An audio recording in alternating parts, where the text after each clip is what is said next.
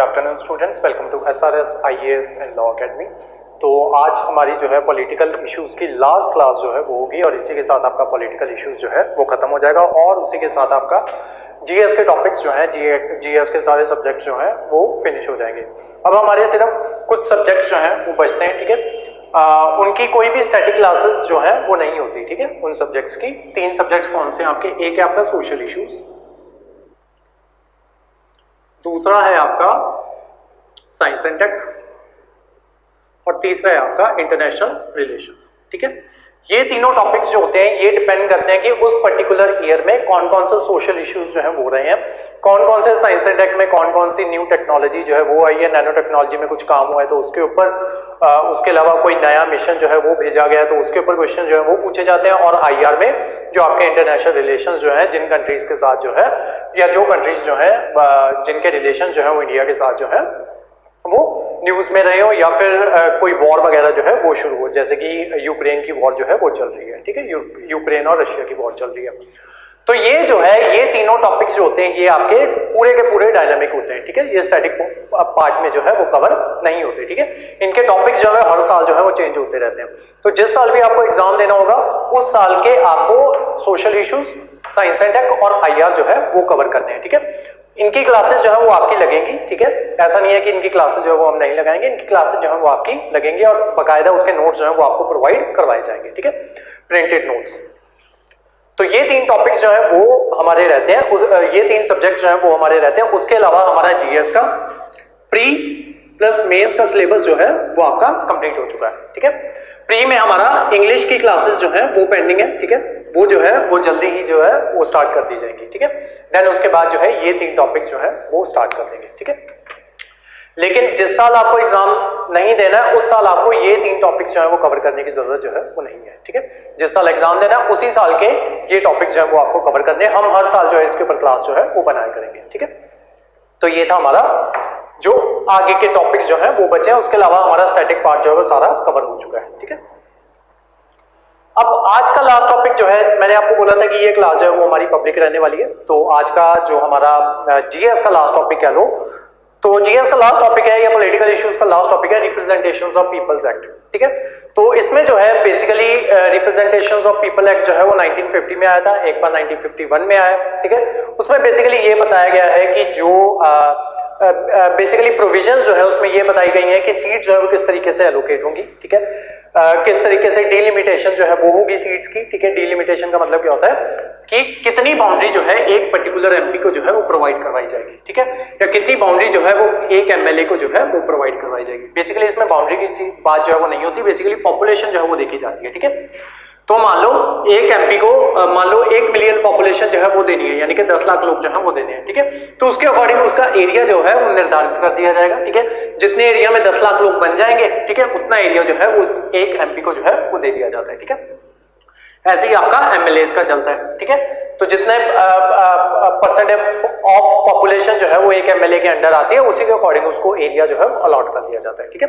ये सारी चीजें जो है वो कहां से आती हैं? आपकी रिप्रेजेंटेशंस ऑफ पीपल्स एक्ट, ठीक है, कि डिलिमिटेशन जो है वो किस तरीके से होगी। उसके अलावा क्वालिफिकेशन ऑफ वोटर्स, वोटर्स की क्वालिफिकेशन जो है वो क्या रहेगी, जो आपके एमएलएस या एमपीज जो है उनकी क्वालिफिकेशन जो है वो क्या रहेगी, क्वालिफिकेशन में उनकी एज वगैरह जो है वो सब कुछ जो है वो इंक्लूड होता है, ठीक है।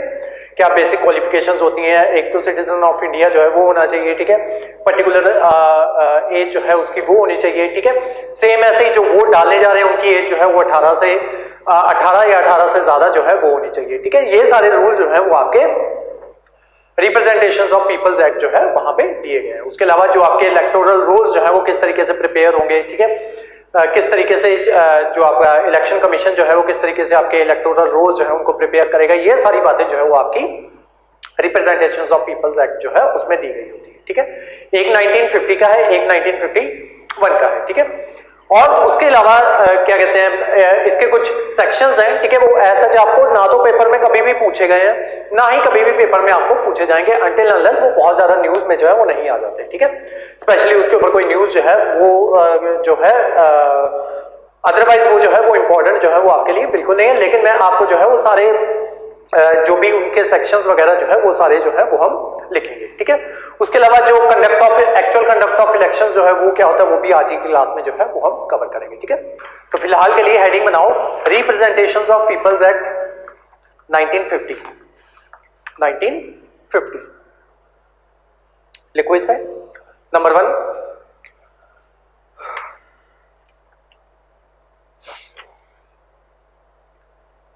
उससे पहले थोड़ी सी हेडिंग लिख लो इसकी। RPA is an act, representations of people's act is an act enacted by Indian Provincial Parliament, enacted by Indian Provincial Parliament before first general elections, before first general elections। उसके अलावा जो हमारी प्राइवेट क्लासेस थी उसमें मैंने आपको ये बताया था कि इसमें जो है आरपीए के ऊपर आपकी पीपीएससी जो है वो सवाल जो है वो पूछ चुकी है, ठीक है। तो ये टॉपिक जो है वो आपके लिए इंपॉर्टेंट है। उसके अलावा आरपीए जो है वो आपकी स्पेशली गवर्नेंस, जहां पे आपका गवर्नेंस का सिलेबस होता है वहां पे स्पेशली आपका आरपीए जो है उसको मेंशन किया गया है, ठीक है। तो ये जो है ये आपके लिए इंपॉर्टेंट है। तो अब इसकी प्रोविजंस लिख लो। आरपीए एक्ट 1950, 1950 का जो आरपीए एक्ट है उसकी प्रोविजंस लिख लो। Number 1, the allocation of seats, the allocation of seats and the delimitation of constituencies, for the purpose of election,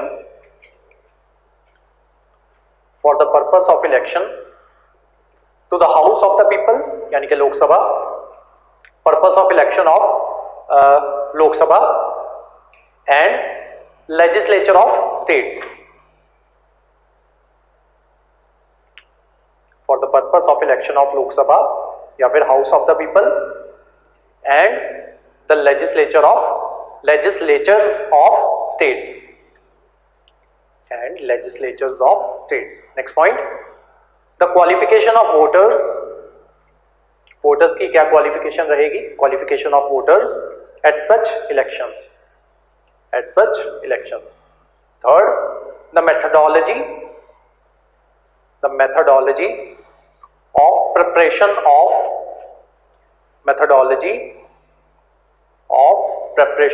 electoral rolls। Fourth point, manner of filling seats in the council of states, last लिखो matters connected therewith एक साथ है, matters connected therewith, therewith, with। next लिखो representations of people's act 1951, RPA 1951, उसकी provisions लिखो। ये provisions जो है ये स्पेशली, दोनों में डिफरेंस जो है वो ये याद रखना है कि जो 1951 वाला है ना वो स्पेशली एमपीज और एमएलएज के लिए है, ठीक है। उनको क्या क्या करना होगा ये उसमें बताया गया, ठीक है। जो 1950 वाला है उसमें जनरल पब्लिक के लिए जो है प्रोविजंस जो है वो बनाई गई है, ठीक है, कि किस तरीके से जो है एक एमपी की सीट जो है वो अलोकेट होगी, यानी कि लोगों को ध्यान में रख के जो है वो आरपीए 1950 वाला एक्ट जो है वो लोगों को ध्यान में रख के बनाया गया, और जो 1951 वाला एक्ट है वो एमपीज या एमएलएस को ध्यान में रख के बनाया हुआ है, ठीक है। तो 50 वाला क्या बताता है कि कितने लोग जो है एक एमपी के अंदर जो है वो आएंगे या कितने लोग जो है एक एमएलए के अंदर आएंगे, ठीक है। तो यानी कि डिलिमिटेशन जो है उनकी वो किस तरीके से होगी। दूसरा, वोटर्स की क्वालिफिकेशन जो है वो क्या होगी। तीसरा, किस तरीके से उन वोटर्स के इलेक्टोरल रोल जो है वो बनाए जाएंगे। चौथा, किस मैनर्स में काउंसिल ऑफ स्टेट जो है उनकी सीट जो है वो फिल की जाएंगी। काउंसिल ऑफ स्टेट क्या है आपकी जो क्या कहते हैं विधानसभा, ठीक है। किसी की हमारी 6 स्टेट्स जो है वो ऐसी हैं जहां पे विधानसभा जो है वो प्रेजेंट है, ठीक है। तो उनकी सीट जो है किस तरीके से फिल की जाएंगी ये भी जो है वहां पे आपके 1950 के एक्ट में जो है वो बताया गया, ठीक है। नेक्स्ट लिखो, representations of people's act 1951। First provision, methodology for conduct of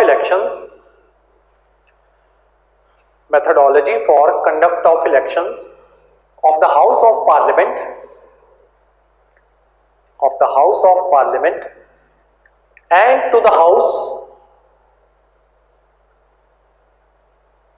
and to the houses लिखो, and to the houses of legislature, houses of legislature of each state, houses of legislature of each state. Houses के साथ में slash डाल के house लिख लो, ठीक है। Houses का मतलब क्या है कि वो states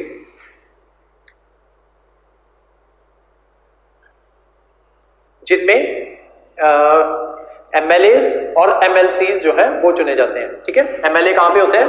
member of legislative assembly, जहां पे आपकी स्टेट लेजिस्लेटिव असेंबली हो, ठीक है। एमएलसीज कहां पे चुने जाते हैं? जहां पे स्टेट लेजिस्लेटिव काउंसिल जो है वो प्रेजेंट हो, ठीक है। तो वहां पे जो है उसको जो है वो क्या कहलाएगा? Houses of legislature, houses of legislature, ठीक है। और हाउस ऑफ लेजिस्लेचर का क्या मतलब है? जहां पे सिर्फ स्टेट लेजिस्लेटिव असेंबली जो है वो प्रेजेंट हो, जैसे कि आपका पंजाब हो गया, हरियाणा हो गया, ठीक है। तो मोस्ट ऑफ द स्टेट्स में आपका सिर्फ एक ही हाउस है और 6 स्टेट्स जो है वो आपकी ऐसी हैं जहां पे दोनों हाउसेस जो है वो प्रेजेंट है, ठीक है। तो हाउसेस के स्लैश में डाल के हाउस भी कर लो।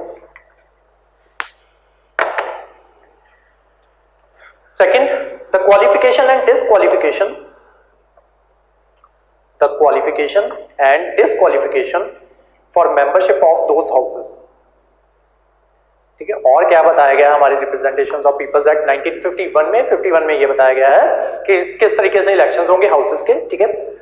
और उसके अलावा जो एमएलएस या एमपीज चुने जाते हैं उनकी क्वालिफिकेशन क्या रहेंगी, किस बेसिस के ऊपर उनको डिस्क्वालीफाई जो है वो किया जा सकता है, ठीक है। वो सब जो है वो आपका आरपीए एक्ट 1951 में बताया गया।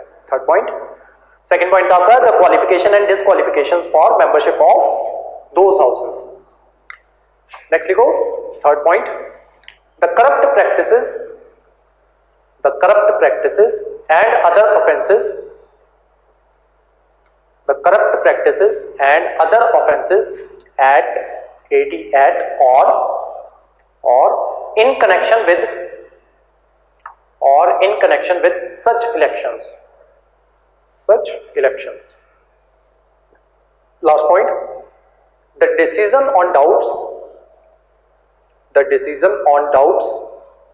and disputes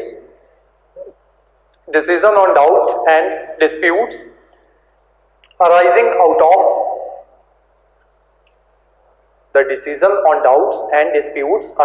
out of or in connection with elections,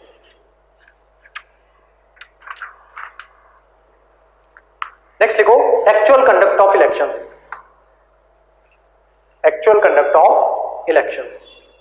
देखो election schedule is announced by election commission,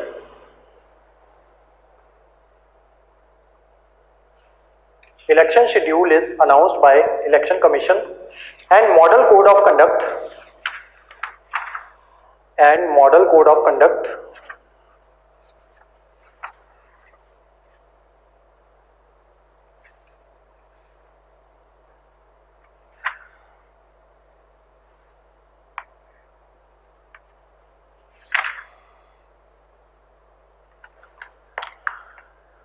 comes into force. Model code of conduct comes into force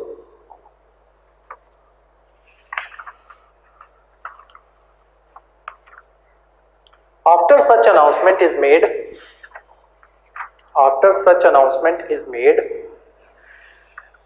and it stays till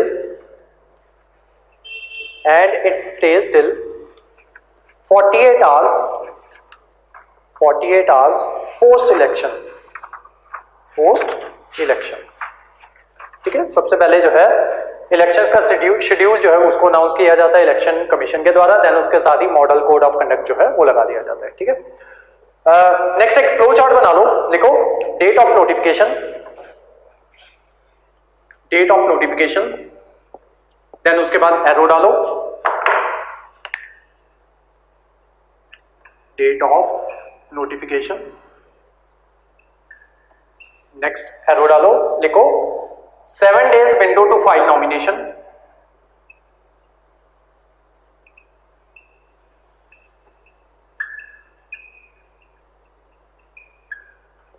next arrow डालो, देखो after 1 day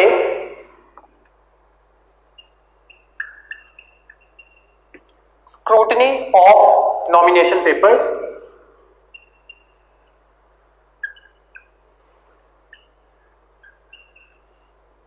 next arrow डालो, लिखो 2 days for withdrawal,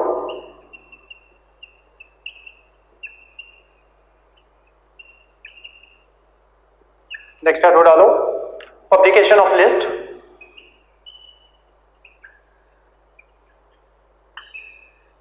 next arrow डालो, after 14 days election takes place,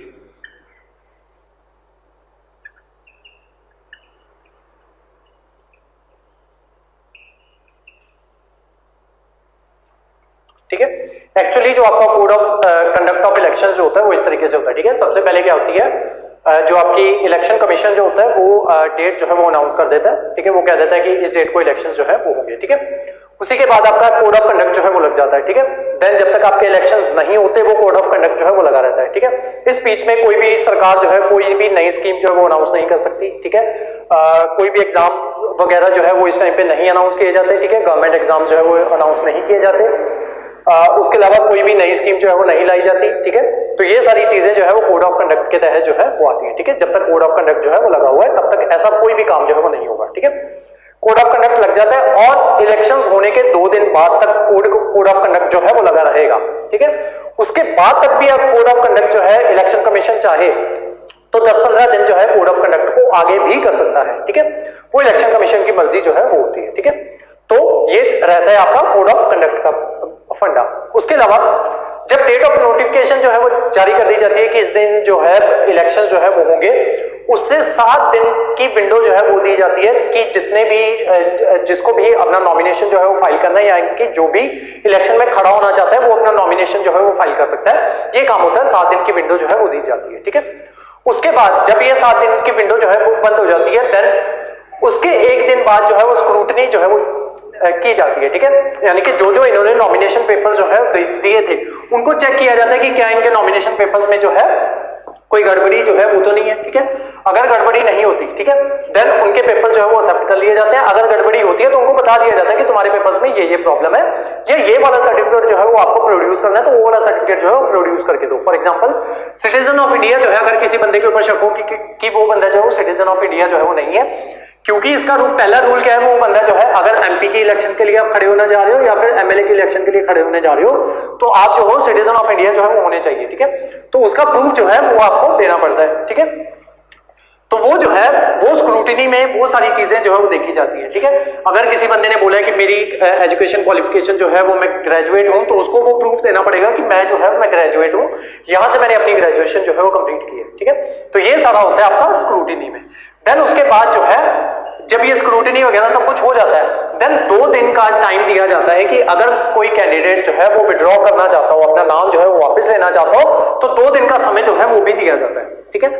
then उसके बाद जो है वो जो लिस्ट जो बंदे जो है कुछ बीच में से अगर कुछ विड्रॉ करना चाहते हैं तो वो कर लेते हैं। देन एक फाइनल लिस्ट जो है वो पब्लिश की जाती है कि ये बंदा इस पार्टी से जो है वो खड़ा हो रहा है। अगर कोई बंदा जो है वो इंडिपेंडेंट खड़ा हो रहा है तो उसका जो है ये वाला चुनाव चिन्ह जो है उसका वो रहने वाला है, ठीक है। तो उसके चुनाव चिन्ह के साथ उसकी पार्टी नेम के साथ, अगर वो इंडिपेंडेंट खड़ा है तो वहां पे लिखा जाएगा कि ये बंदा इंडिपेंडेंट खड़ा है, कौन सी कॉन्स्टिट्यूएंसी के साथ खड़ा है, उस बंदे का नाम, उसका चुनाव चिन्ह, वो सारी लिस्ट जो है उसको पब्लिश कर दी जाती है, ठीक है। देन ये सारा काम जो है कब होगा, इलेक्शन के 14 दिन पहले तक जो है ये सारा काम जो है वो खत्म कर देना चाहिए, ठीक है।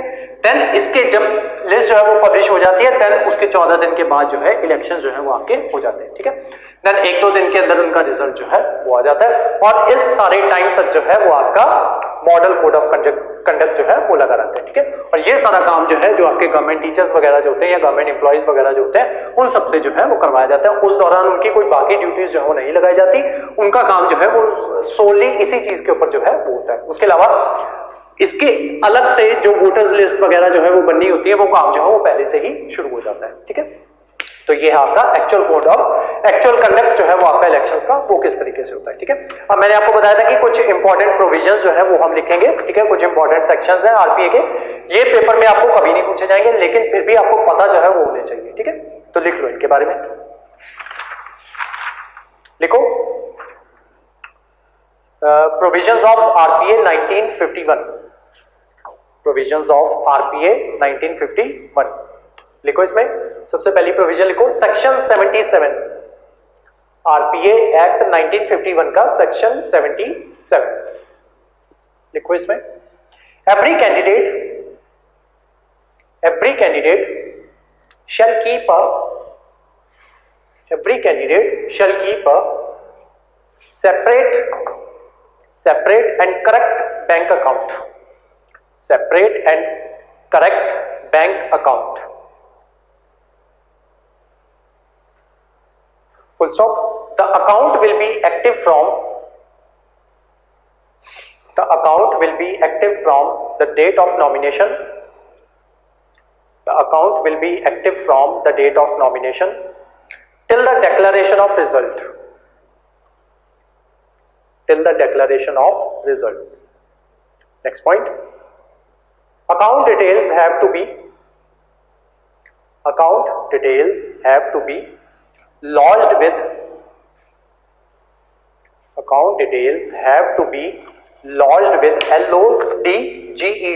lodged with Election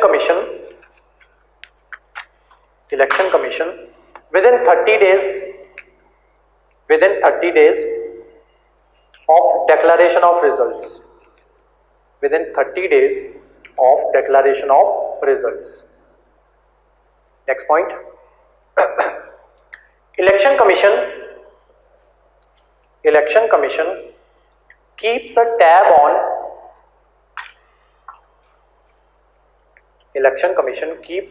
on expenses through expenditure monitors, full stop. It can disqualify candidates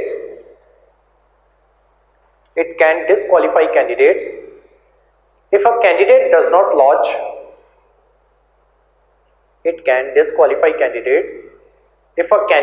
not lodge their expenditure.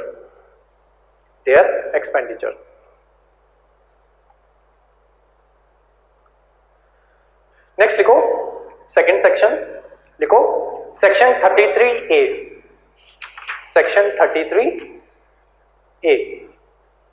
लिखो इसमें it deals with declaration of assets and liabilities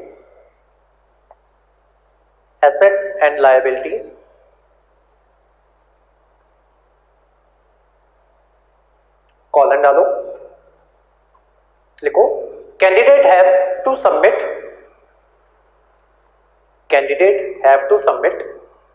to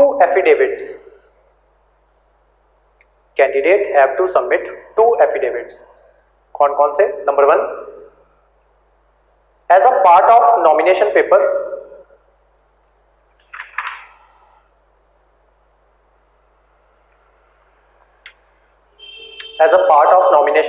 under section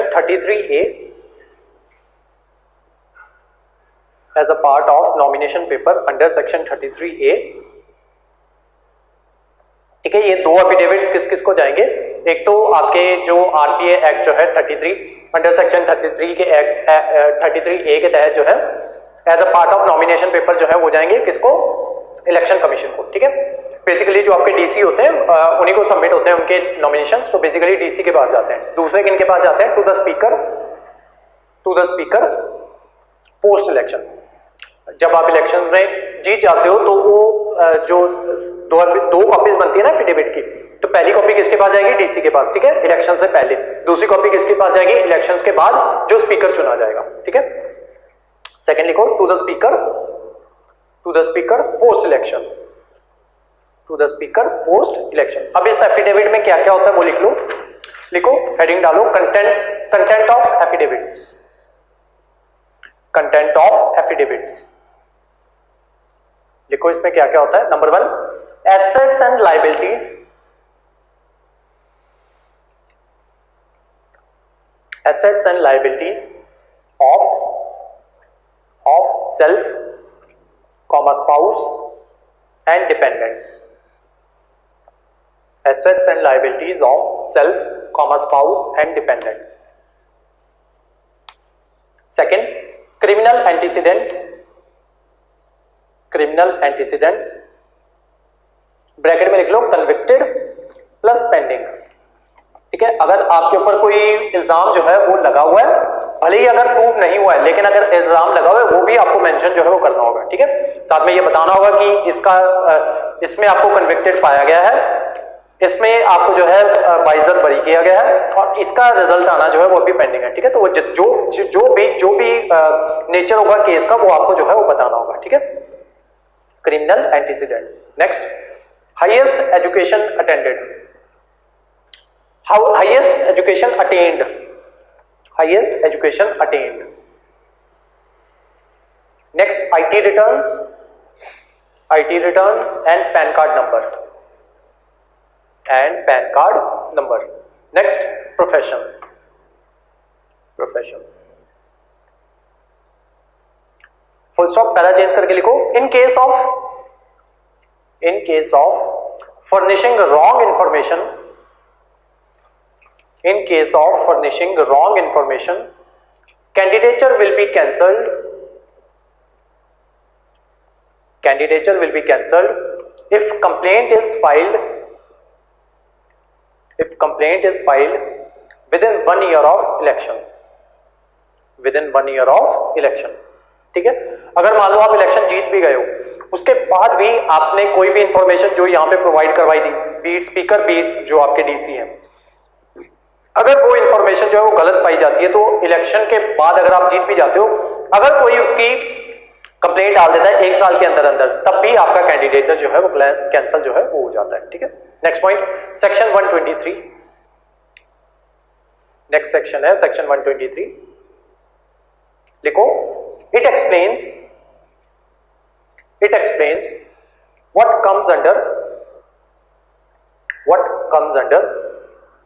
corrupt practices in election।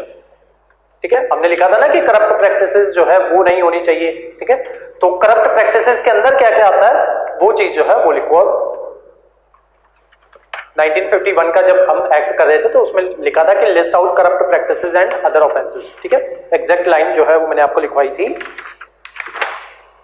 The corrupt practices and other offences at or in connection with such elections. ठीक है, third point था आपका people representations of people's act 1951 का। ठीक है, तो अब लिखो करप्ट प्रैक्टिसेस के अंदर क्या क्या आता है।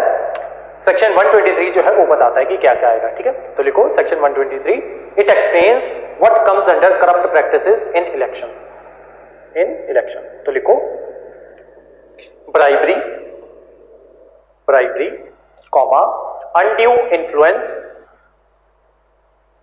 Undue influence comma appeal on caste, appeals on caste और religion, appeal on caste or religion or religious places, or religious places, comma booth capturing, booth capturing, comma free conveyance, free conveyance, etc, etc।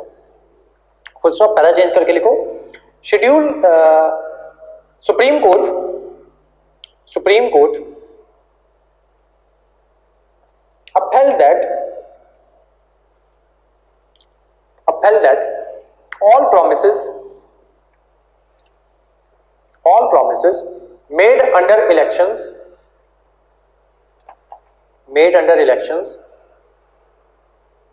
and manifesto can't be considered corrupt practices if not fulfilled, if not fulfilled। ठीक है, तो अगर कोई कहता है कि आपके account में 15 लाख रुपए आएंगे, अपने मैनिफेस्टो में उस चीज को लिखता है और वो वादा जो है वो पूरा नहीं करता, तो वो करप्ट प्रैक्टिसेस के अंदर जो है वो नहीं आएगा। ठीक है, ये किनका कहना है, सुप्रीम कोर्ट का। Next point, even the distribution of even the distribution of, इस साल तो राहुल गांधी भी कह रहा था कि टकाटक आपके अकाउंट में 8,500 रुपया जो है वो आएगा, ठीक है। तो ऐसी कोई चीज अगर कोई भी पॉलिटिकल पार्टी अपनी मैनिफेस्टो में लिखती है और वो वादा जो है पूरा नहीं करती, तो वो करप्ट प्रैक्टिसेस के अंदर जो है वो नहीं आता, ठीक है। देखो, even the distribution of equipments like, even the distribution of equipments like TVs, laptops, washing machines, etc., is allowed as they are in accordance with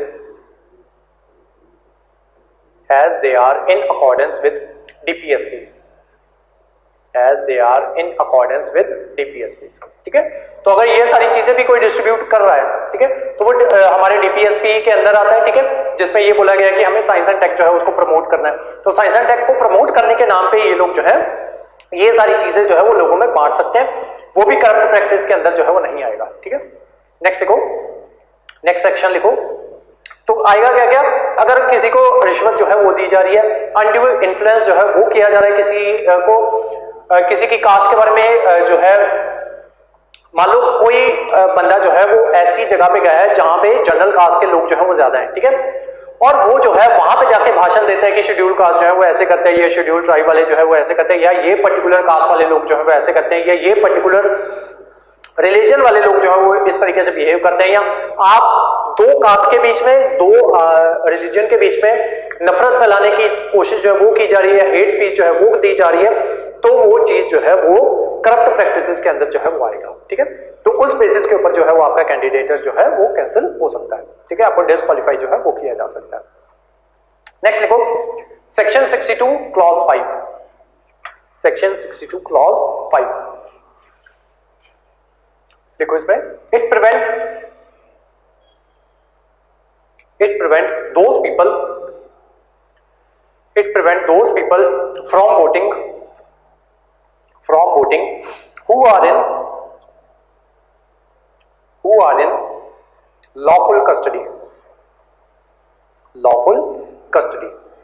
full stop. Supreme Court stressed that in Jan Chaukidar case,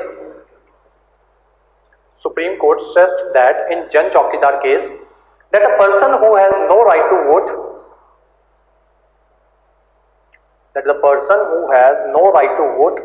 by virtue of this section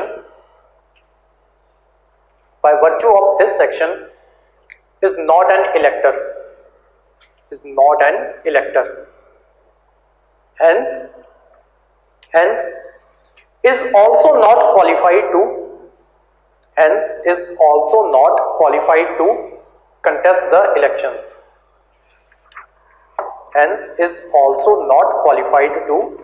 contest the elections. Next heading डालो, disqualification, उसमें लिखो section 8 to 10, section 8 to 10 elaborates, section 8 to 10 elaborates conditions of disqualification of candidates. लिखो number 1 section 8 इसमें लिखो elaborates disqualification on the grounds of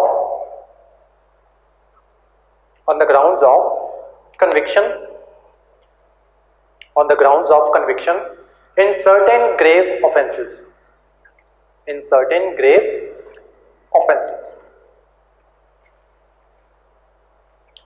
Next लिखो section 8A. Disqualification on corrupt practices. Next, section 9. If a person is found to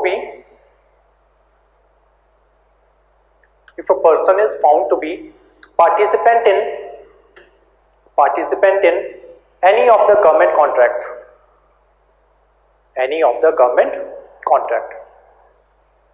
ठीक है, ये जब हम polity cover कर रहे थे तो मैंने आपको जया बच्चन का एग्जांपल जो है वो दिया था। ठीक है, जब उनको यूपी का जो आपका ये जो होता है सेंसर बोर्ड जो है उसमें एक पोस्ट जो है वो दी गई थी। ठीक है, तो सुप्रीम कोर्ट ने उनसे पूछा था कि आप भले ही कुछ भी जो है वो यूज नहीं कर रहे हो, लेकिन फिर भी आप वहां से सैलरी जो है वो भले ही आप विड्रॉ नहीं कर रहे हो, लेकिन आप जो है रिनमरेशन जो है वो ले रहे हो। ठीक है, आपको उनके द्वारा जो है, सरकार के द्वारा जो है ड्राइवर प्रोवाइड करवाया गया है, गाड़ी प्रोवाइड करवाई गई है, तो भले ही आप सैलरी जो है वो नहीं ले रहे हो उनसे, लेकिन फिर भी आप गवर्नमेंट के सर्विसेज जो है वो ले रहे हो। ठीक है, तो वो या तो आप वो पोजीशन जो है उसको छोड़ दो या फिर आप अपनी एमपी की सीट जो है उसको छोड़ दो। ठीक है, तो ये स्टोरी जो है वो मैंने आपको सुनाई थी। ठीक है, तो इस बेसिस के ऊपर जो है अगर आप कोई भी गवर्नमेंट ऑफिस जो है उसको ज्वाइन कर लेते हो एज बीइंग एन एमपी या एमएलए, तब भी आपकी सीट जो है आपको डिस्क्वालीफाई जो है वो किया जा सकता है।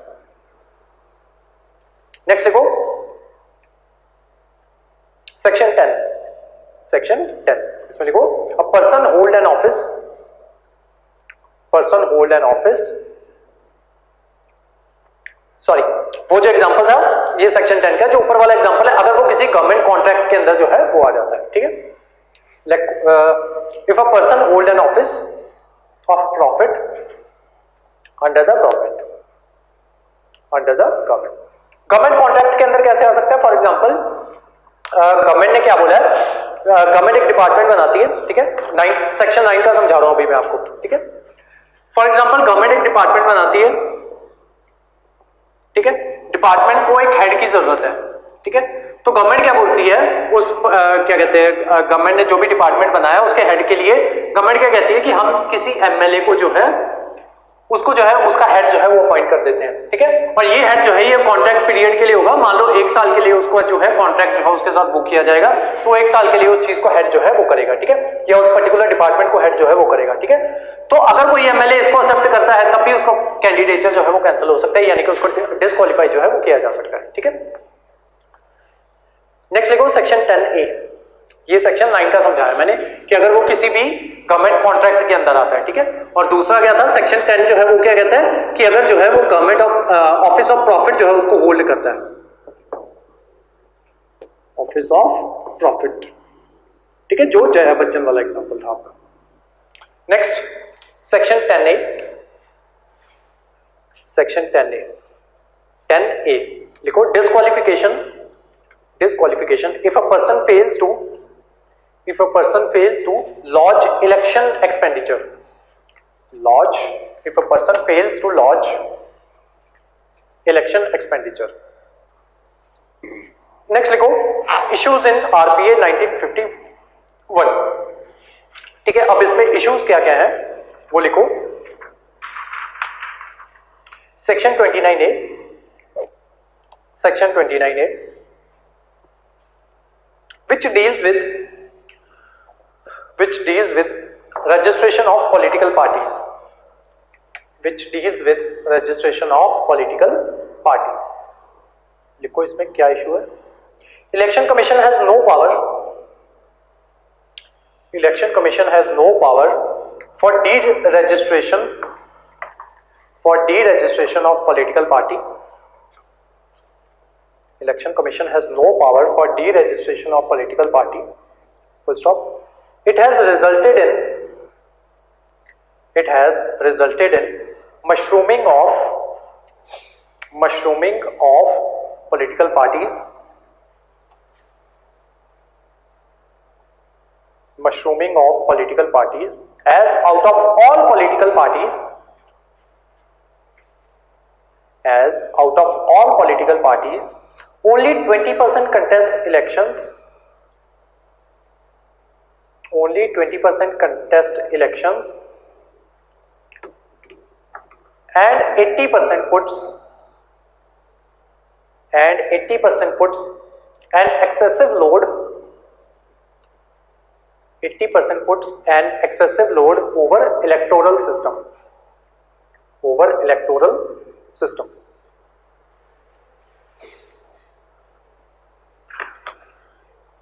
Next point, section 33 clause 7,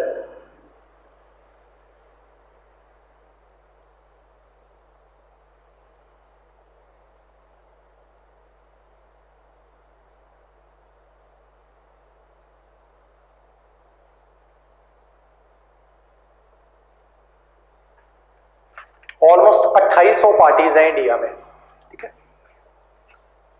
2800।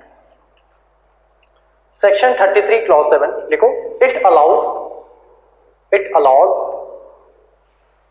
Candidates to fight from,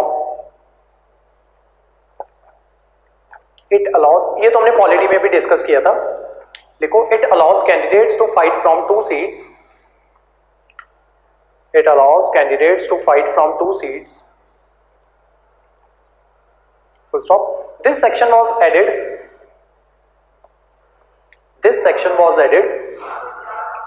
on after recommendation of, this section was added on after recommendation of Dinesh Goswami committee,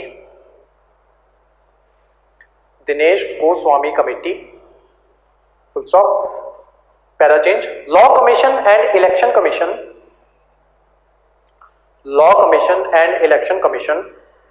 recommended scrapping of this section,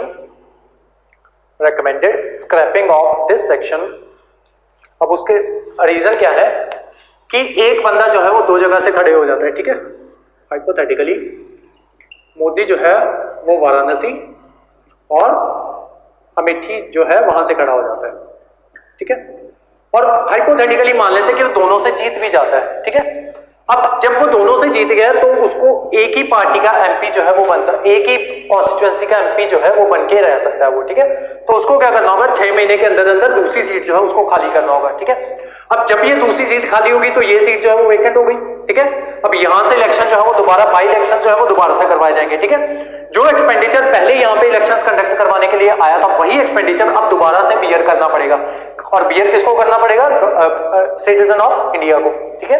तो वो जो है दोबारा से यहाँ पे इलेक्शन होंगे, दोबारा से वो भीड़ जो है वो इकट्ठी की जाएगी, दोबारा से वो जो है कैंपेनिंग वगैरह जो है वो की जाएगी, और दोबारा से वो सारा इंफ्रास्ट्रक्चर जो है वो वहां पे दोबारा से जो है वो इकट्ठा किया जाएगा, ठीक है। बीट आपका मैन फोर्स या फिर जो भी है, जो भी जो है, ठीक है, टीचर्स को जो है वो दोबारा से उनकी ड्यूटीज वगैरह जो वो लगाई जाएंगी, लोगों को दोबारा इकट्ठा किया जाएगा कि अपनी दिन का काम छोड़ के दोबारा वोट डालने जो है वो आओ, ठीक है। दोबारा से वहां पे जो है एक तरीके की छुट्टी जो है वो घोषित की जाती है, ठीक है, तो वो जो है वो घोषित की जाएगी, ठीक है। वो सारा काम जो है वो दोबारा होगा, क्यों, क्योंकि एक बंदे का मन था कि मुझे जो है 2 जगह से इलेक्शन जो है वो लड़ने हैं, ठीक है। तो ये जो है इसी वजह से लॉ कमीशन और आपका जो इलेक्शन कमीशन जो है वो कह रहा है कि इस चीज को स्क्रैप डाउन जो है वो करो, एक बंदे को एक ही जगह से इलेक्शन जो है वो लड़ने चाहिए, ठीक है। लिखो आप रीजंस लिखो, it puts financial burden over state as candidate has to vacate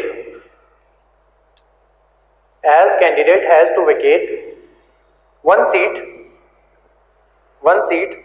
after winning elections on both seats full stop. In this case state bear extra cost of a by election. Second point, it is unfair for upcoming leaders as one person occupies 2 seats. Third point, this provision is used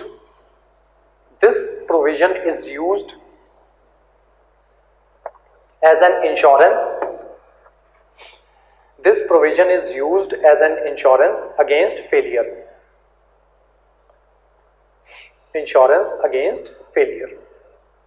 Next point, it is discriminatory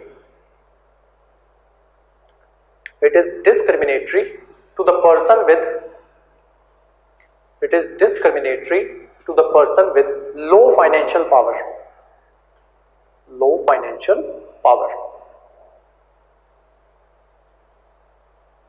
Last point, similar to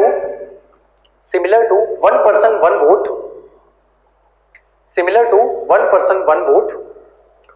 one candidate one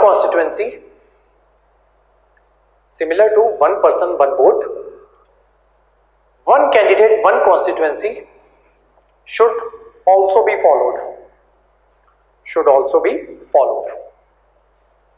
Next point, next section, section 8. Section 8. देखो, it elaborates the rules of disqualification for. It elaborates the rules for disqualification for. Sorry. It elaborates the rules of disqualification for MPs and MLAs.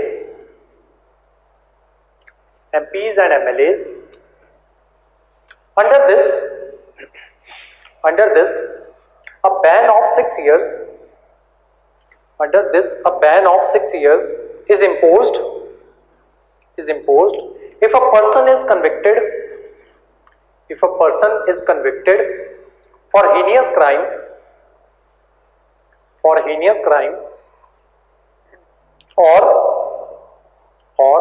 if he or she is convicted for more than 2 years of punishment.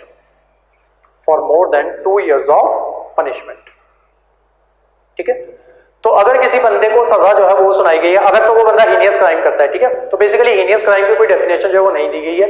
ये decide कौन करेगा कि heinous crime है कि नहीं है, इसके बारे में कुछ जो है वो नहीं पता है। ठीक है, तो हीनियस क्राइम तो हम साइड पे रखते हैं, लेकिन क्योंकि वहां पे मेंशन है तो अगर पेपर में पूछा जाएगा तो हीनियस क्राइम आपको लिखना ही लिखना है। ठीक है, दूसरी चीज, अगर कोई बंदा कन्विक्ट हो जाता है, उसका जुर्म जो है वो डिसाइड हो जाता है कि हाँ वो जो है मुजरिम जो है वो करार कर दिया जाता है और उसको 2 साल की सजा जो है वो सुना दी जाती है, उस केस में क्या होगा कि वो अगले 6 साल तक, जब उसकी सजा कंप्लीट हो जाएगी, उसके अगले 6 साल तक जब वो इलेक्शन जो है वो कंडक्ट नहीं कर सकता। ठीक है, ये कौन कहता है आपका सेक्शन 8 ऑफ आरपीए 1951। ठीक है, उसके अलावा जो इलेक्शन कमीशन जो है वो ये कहता है कि अगर किसी बंदे को 2 साल की सजा हो जाती है, ठीक है, कन्विक्ट पाया जाता है, उसको 2 साल की सजा जो है वो हो जाती है, तो उसको लाइफ टाइम के लिए बैन जो है वो कर देना चाहिए। ठीक है, नेक्स्ट लिख लो, election commission recommended lifetime ban over convicted politicians.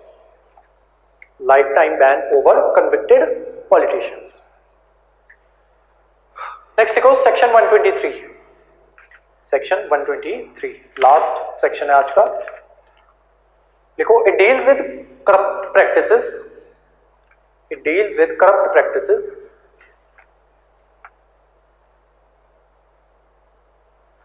Supreme Court held that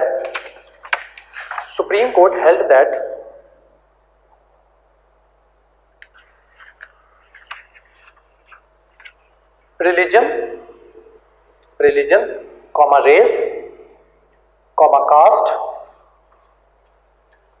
race, caste, community or language based mobilization of people should not be allowed to play role in election process.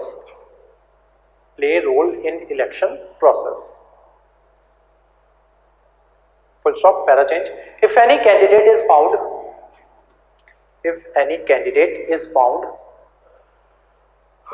to be appealing on above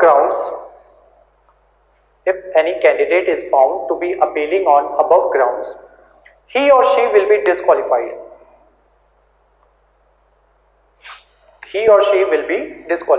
ठीक है, लेकिन ऐसा होता नहीं है। ठीक है, आप देख ही सकते हो कि आपका प्रधानमंत्री जो आपका होम मिनिस्टर जो है वो कितनी ज्यादा हेट स्पीच जो है वो देता है। ठीक है, कितना ज्यादा किसी दूसरे रिलीजन के बारे में जो है या उनके अगेंस्ट जो है वो बोला जाता है।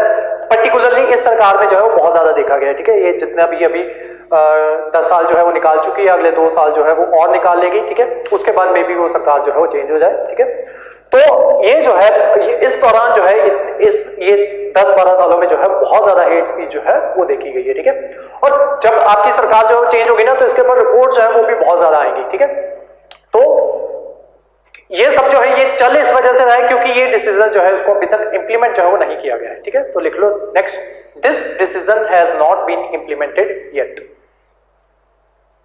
This decision has not been implemented yet.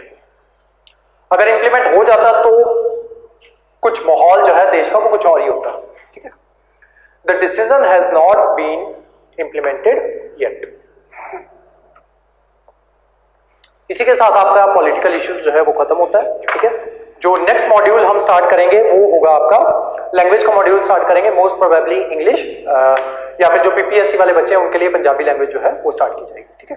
या इंग्लिश, आइदर इंग्लिश या फिर पंजाबी, एंड देन उसके बाद एक टॉपिक जो है, छोटा सा टॉपिक है कंप्यूटर्स का, वो ग्रुप बी वाले बच्चों के लिए, तो वो टॉपिक जो है वो भी जल्दी जो है वो हम स्टार्ट कर देंगे, ठीक है। और जो बाकी बचते 3 टॉपिक्स हैं वो आपके डायनामिक पोर्शन का पार्ट है, ठीक है। तो वो जैसे ही जो है बीच में इन बिटवीन जो है टाइम निकाल के वो मॉड्यूल जो है वो भी स्टार्ट कर दिया जाएगा, ठीक है। ऑलमोस्ट आपका सिलेबस जो है इसका क्या कहते हैं यूपीएससी और पीपीएससी ऑलमोस्ट सिलेबस जो है वो आपका खत्म हो चुका है, ठीक है। तो आज की जो हमारी क्लास थी वो यहीं तक थी। Thank you so much.